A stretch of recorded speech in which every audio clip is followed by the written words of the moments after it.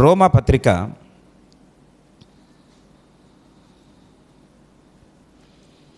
1:21 ఈ విధంగా వ్రాయబడింది. మరియు వారు దేవునిని ఎరిగియు ఆయనను దేవుడిగా మహిమపరచలేదు, కృతజ్ఞతాస్తుతులు చెల్లింపను లేదు కానీ తమ వాదనల యందు వ్యర్థులైరి.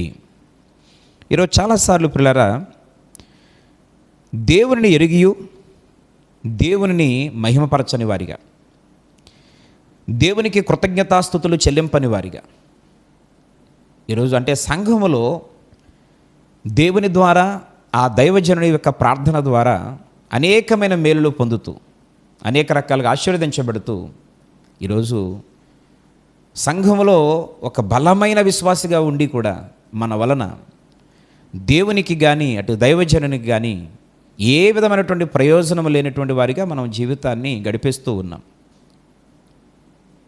అంటే ప్రియులారా, చూడడానికి వినడానికి గంభీరంగా కనబడుతూ ఈరోజు మన వలన ఏ విధమైనటువంటి మహిమ ఘనత ప్రభావములు దేవునికి మనం చెల్లించేవారిగా ఉండలేకపోతున్నాం, సేవకునికి సపోర్ట్గా ఉండలేకపోతున్నాం, సంఘానికి మనం అండగా ఉండలేకపోతున్నాం. ఈ సందర్భంగా జ్ఞాపకం చేస్తూ ఉన్నాడు, ఈరోజు నీ సేవకును నువ్వు ప్రేమించేవనంటే దేవుడు నీకు ఇచ్చిన ఆధిక్యతను బట్టి ఖచ్చితంగా ఆ సంఘములో ఎన్నో సమస్యలు ఉంటాయి కనుక ఆ దైవజనుడికి నీవు అండగా నిలవబడి దైవజనుడికి ప్రోత్సాహంగా ఉంటే నువ్వు దైవజనుని ప్రేమించే వ్యక్తి అవుతావు. ఇంకా మరిన్ని ఆత్మలు రక్షించడానికి మంచి అవకాశం దొరుకుతుంది. ఇక అందులో మరొక మాట మనం తెలుసుకుంటే దేవుడు అంటాడు, పనివాడు జీతానికి పాత్రుడు, నూర్చెడి ఎద్ది మూతికి చెక్కము పెట్టొద్దు అని. ఈరోజు కష్టపడి పనిచేసేటువంటి సేవకుడు తగినటువంటి ప్రతిఫలం పొందడానికి అర్హుడు.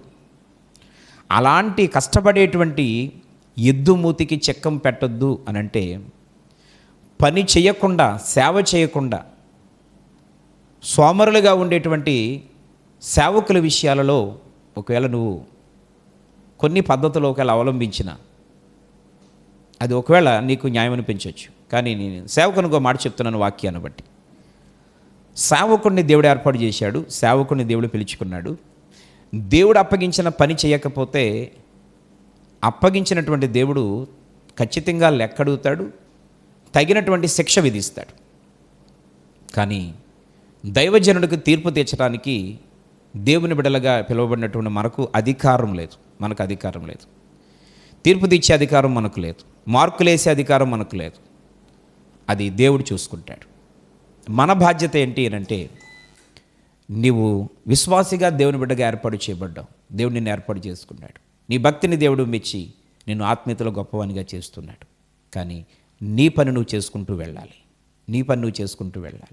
నిజంగా యథార్థంగా సేవ చేసి చక్కని సంఘ పరిపాలన చేసేటువంటి సేవకులు ఉన్నారు. ఈరోజు వాళ్ళు అనేక సంవత్సరాలుగా దేవుని సేవ చేస్తూ ఉన్న నేటికి కూడా వాళ్ళు పేదోళ్ళుగానే ఉన్నారు. కారణం నువ్వు నూర్చెడి ఎద్దు మూతికి చెక్కం పెడుతున్నావు. అంటే నీ సొంత ఆత్మీయ తండ్రిని నిర్లక్ష్యం చేస్తున్నావు. దేవునికి ఇచ్చే విషయంలో, ఈరోజు దశమ భాగం విషయంలో, కృతజ్ఞత అర్పించే విషయంలో ఈరోజు నీవు బలహీనమైపోయి ఉన్నావు. కానీ ఎక్కడో నీ కొరకు రక్షణ సువార్త ప్రకటించలేదు, నీ దగ్గరికి వచ్చి వాళ్ళు ప్రార్థన చేయలేదు, నువ్వు ఎప్పుడు ఫోన్ చేస్తే వాళ్ళు అప్పుడు ఫోన్ తీయరు, వాళ్ళెవరో నీకు తెలియదు, నువ్వెవరో వాళ్ళకి అసలు తెలియదు. కానీ అప్పుడప్పుడుగా వారి టీవీలను లేకపోతే పాంప్లెట్లను అక్కడెక్కడో పరిచయమైన వారు వెంటనే ఈ కార్యక్రమం కొనుక్కు మీరు స్పాన్సర్ చేయండి, లేకపోతే ఈ విధంగా చేయండి, వెంటనే ఈ అకౌంట్ నెంబర్ని మీరు నోట్ చేసుకోండి అని చెప్పంటే చాలాసార్లు నువ్వు వెంటనే దానికి లోనయ్యి ఈరోజు విలువైనటువంటి ఆఫరింగ్స్ పంపిస్తున్నావు. పంపించడం తప్పని చెప్పడం లేదు నేను. ఈరోజు నువ్వు ఏ సంఘములో అయితే దీవించబడుతున్నావో, ఏ సంఘములో అయితే నువ్వు రక్షించబడ్డావో, నీ స్థానిక సంఘాన్ని, నీ ఆత్మీయ తండ్రిని దాటి నువ్వు చేయాల్సి వస్తే తప్పులేదు. కానీ సంఘములో ప్రథమ స్థానాన్ని ఇవ్వాలి. నీ సంఘానికి ప్రథమ స్థానాన్ని ఇవ్వాలి.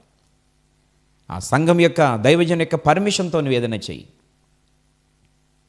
ఎందుకంటే నీ పైన నాయకులుగా ఉన్నవారిని దేవుడు నియమించాడు. నీ సంఘానికి నీ ఆత్మీయ తండ్రిని దేవుడు ఏర్పాటు చేసుకున్నాడు. కనుక వారు దుఃఖముతోనూ బాధతోనూ సేవ చేస్తే అది నీకు క్షేమము కాదని ఒక దైవజనుడిగా నేను చెప్పడం లేదు. మనందరము నమ్ముతూ ఆధారపడి బ్రతుకుతున్న మన జీవగ్రంథమైన బైబిల్ చెప్తున్నటువంటి అద్భుతమైనటువంటి సత్యం ఇది. కనుక మన ద్వారా దేవునికి మహిమ కలగాలి. మన ద్వారా మన ఆత్మీయ తండ్రి అయినటువంటి సేవకునికి మేలు కలగాలి. ఆ విధంగా మన ఆత్మీయతను మనం సెట్ చేసుకోవాలని దేవుడు జ్ఞాపకం చేస్తూ ఉన్నాడు.